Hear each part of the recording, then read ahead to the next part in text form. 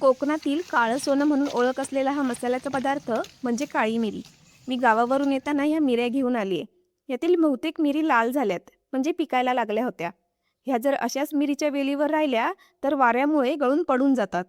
आता बघा, या लाल झालेल्या मिरी पटकन सोलल्या जात आहेत, पण हिरव्या मिरीला सोलायला थोडा वेळ लागतो.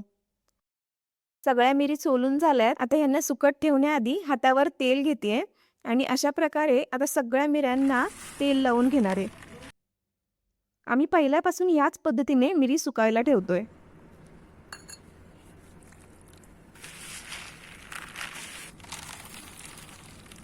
मिऱ्यांना तेल लावून झालं की आता चांगलं यांना एकसारखं पसरवून घेते. आता उन्हामध्ये 7 ते 8 दिवस सुकायला ठेवायच्या. ह्या मिरीच्या ज्या दांड्या आहेत त्या सुद्धा सुकायला ठेवायच्या. त्या चांगल्या सुकल्या की मी त्याची पावडर वाटून ठेवते, कारण यामध्ये सुद्धा खूप चांगल्या प्रमाणात तिखटपणा असतो. 8 दिवसांनी या मिरी बघा मसाल्यात वापरण्यासाठी एकदम चांगल्या प्रकारे तयार झाल्यात.